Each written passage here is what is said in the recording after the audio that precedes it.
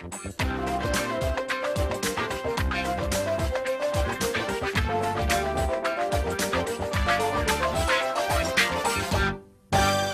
Lucas, Reis e a psicóloga Elisângela Paes Leme falam sobre o assédio moral e sexual no trabalho. Olha só, vamos agora esclarecer todas as dúvidas como se caracteriza o assédio sexual no trabalho, em todas as áreas mesmo, também o assédio moral. A doutora Elisângela Paes Leme, bem-vinda, tudo bom? Obrigada. Bom te ter aqui, bom ter vocês dois. Então é mais um bate-papo aqui, uma roda de perguntas e dúvidas. Gente, tem perguntas, tem dúvidas, Teles com 2L já libera todas as redes sociais. O povo que está em casa, gente, nós vamos agora entender como, primeiro, doutor, o que é caracterizado quando e como um assédio moral e sexual? Então, boa tarde, Nani, boa tarde a todos. O assédio moral nada mais é do que uma conduta reiterada e que ofenda a um terceiro, né? Que ofenda uma terceira pessoa dentro do ambiente de trabalho. Então, se passou a ser de forma repetitiva, já é caracterizado assédio moral.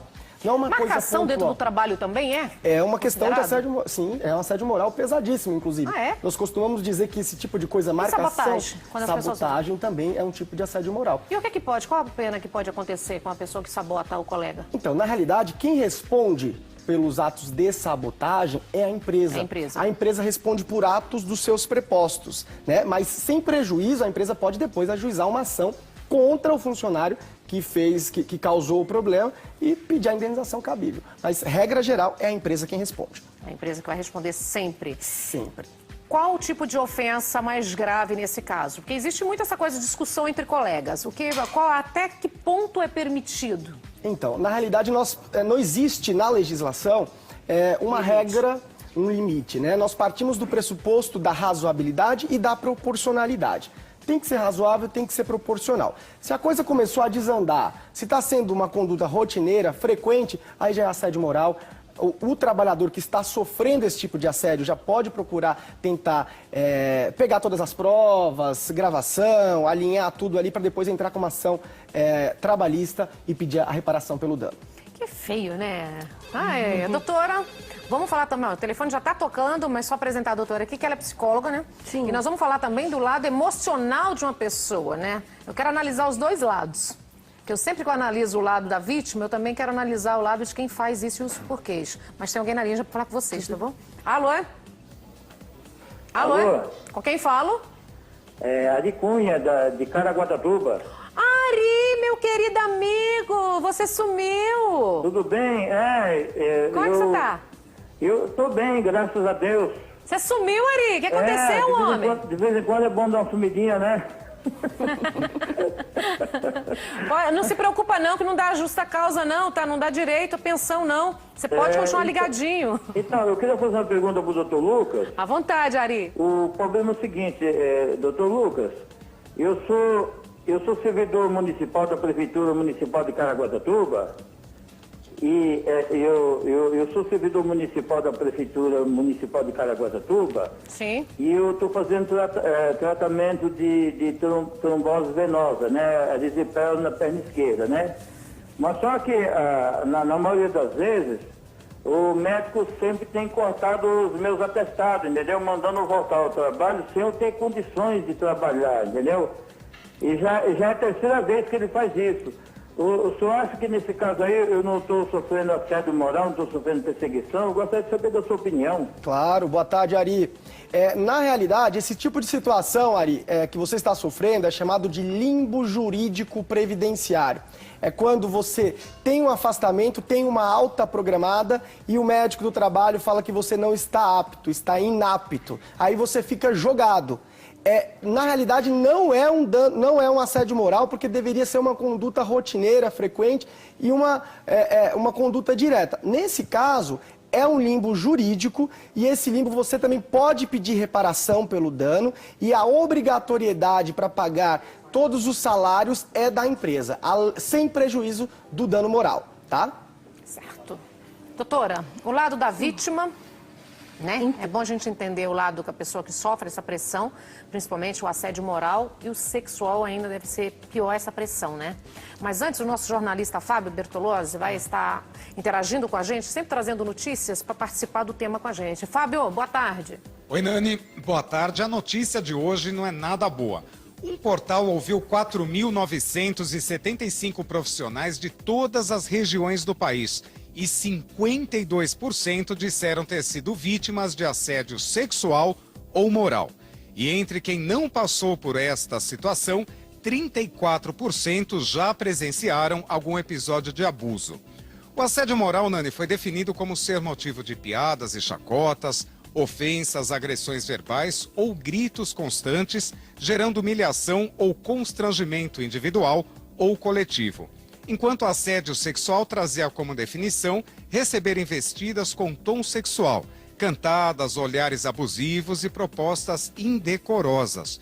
Nos resultados, o assédio moral foi identificado como o tipo de abuso mais comum, apontado por 47,3% dos profissionais que responderam à pesquisa, enquanto 9,7% disseram ter sofrido assédio sexual. Nani, o assédio moral foi relatado em proporções semelhantes por homens e mulheres. Já o sexual é 4 vezes mais comum entre elas. 80% das pessoas que disseram ter sido vítimas de abuso são do sexo feminino.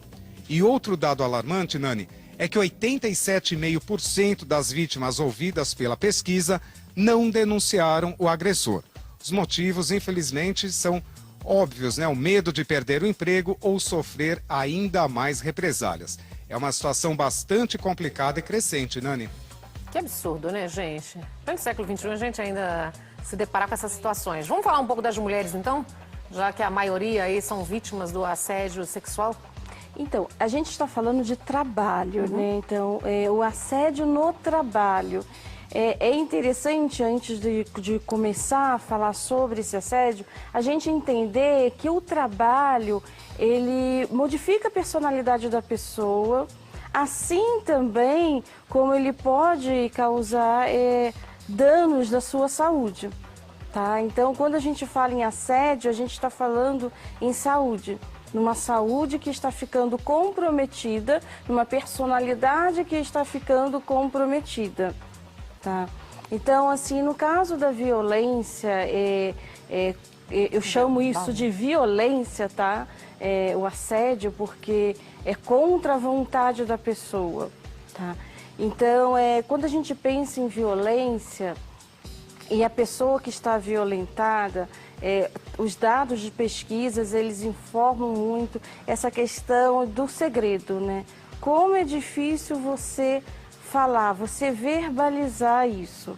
Até porque, geralmente, quem sofre esse assédio e esconde, às vezes... Sofre 2 vezes, né? Fica pior ainda, né? Fica pior e, às vezes, ela já passou por situações parecidas e já está com uma personalidade ali fragilizada, com uma saúde fragilizada. E o medo de perder o emprego, que é real. É pior ainda, então, né? são várias questões reais, tá? Da perda de emprego, de como que você vai enfrentar tudo isso, e também as questões intrapsíquicas.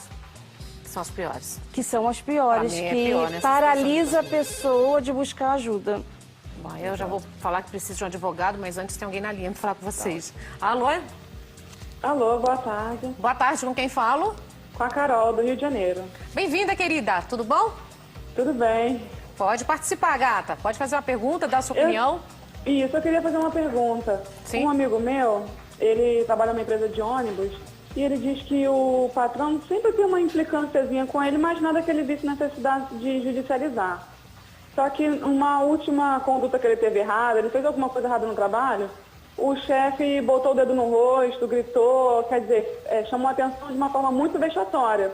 Ele foi na delegacia porque se sentiu constrangido, eles quase partiram para agressão física. Só que lá o delegado falou para ele que não caracterizava nada, tinha que levar testemunha e, obviamente, algumas pessoas que estavam próximas não queriam ir para não perder o emprego. Existe a possibilidade de judicializar, de botar empresa ou ele como pessoa física? É assédio moral quando, na verdade, se tornou público essa implicância só nesse momento que ele brigou de uma forma exacerbada ali na frente de todo mundo? Boa tarde. Na realidade, nós temos dois institutos, né? O Instituto do Direito, do Assédio Moral e do Dano Moral. O dano moral, ele é pontual. E o assédio moral, ele é reiterado. Nesse caso, eu vejo que é mais uma conduta de dano moral pontual. Ele pode sim, não necessariamente deve existir um crime, mas ele pode pleitear uma reparação por dano moral na Justiça do Trabalho por conta dessa situação que ele sofreu. Mas não como assédio moral, e sim como um dano moral pontual. Tem uma pergunta aqui para o nosso advogado aqui. A Paula Oliveira, ela diz o seguinte: Michel, eu sou lésbica e o meu chefe na época descobriu que eu estava em uma rede social procurando uma parceira. Ele fez questão de printar e divulgou em toda a empresa. Se isso é assédio, se ela pode tomar uma providência sobre isso. Ixi, vai render milhões. Sim, isso na verdade não é um assédio moral, é um dano moral realmente, Pior por ainda. conta de ter sido bem pontual, um dano moral grave. Tem que pedir realmente a reparação e vai receber uma indenização compatível. É muito grave essa situação. Eu vi uma situação, tá? Eu vi uma situação que pegaram a foto de uma colega de trabalho, tá? Pegou e distribuiu a foto. Sabe esses sites Tinder que fala? De namoro? De encontrar, localizar e encontrar namoro? Divulgou a foto dela que estava no Tinder para todos os colegas do trabalho. E aí? O que pode acontecer? Então, isso também é um tipo de dano moral, né? É uma ofensa à intimidade da pessoa. Então, E aí, qual desde que ofenda a intimidade, não necessariamente precisa ser frequente, é um dano moral e merece a reparação. E essa reparação pode ser o quê, doutor? Então, é dinheiro. Dinheiro. Então, a empresa vai ser condenada, o juiz do trabalho vai condenar para efeitos pedagógicos e Mas se sabe a disciplinares. pessoa que fez isso, a pessoa responde ou é a empresa? Quem responde é a empresa, sempre vai ser a empresa, Nani. A empresa responde pelos atos dos seus prepostos. Mas a empresa pode muito bem depois entrar com uma ação chamada de ação de regresso contra o funcionário que assim praticou. Mais ou menos quanto que sairia em salários mínimos? Depende da situação, mas Essa situação? entre 15 e 30 mil reais, há 30 casos mil que reais? chega a 100 mil, depende da situação. É do muito caso constrangedor. concreto. Se a pessoa tá lá, a pessoa pega a foto, né, e distribui pros colegas todos, é muito feio.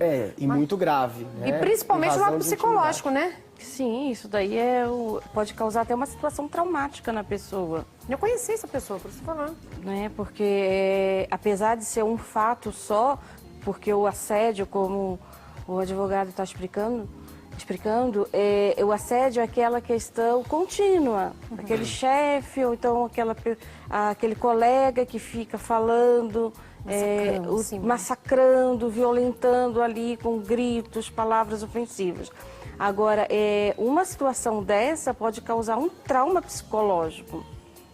E aí, doutor, quando a pessoa se sente coagida, inibida, prejudicada psicologicamente, o que ela deve fazer nesse caso? Quando ela tem casos que precisa, sim, de uma ajuda de um profissional, Sim, né? no caso do trauma, tá, que é mais grave, o trauma, a pessoa, ela tem uns flashbacks. O que é flashbacks? É o pensamento em relação àquilo fica sempre invadindo o pensamento dela, tá? Então, ela passa por diversas questões, fica com dificuldade de entrar no local. Então, a gente está falando de dois processos, psíquicos e físico também, tá? Então, o trauma é uma situação bem inesperada, assustadora, que a pessoa enfrenta. Além do trauma, a pessoa pode ficar ali, ela vai se sentir mal, vai ter todo um aspecto, dependendo da história de vida da pessoa.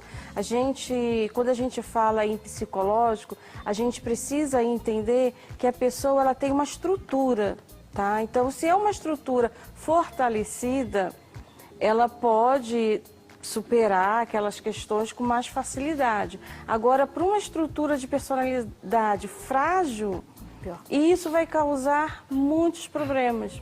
Maravilhosa, eu amei você aqui. Obrigada, Obrigada. volta mais vezes. Tem algum contato que você possa deixar? Sim, tem meu site. No meu site tem todos os contatos, celular, enfim, Qual é o WhatsApp. www.elisangelapazleme.com.br. Pazleme.com.br. Ah, tá lá. Ah, tá aqui.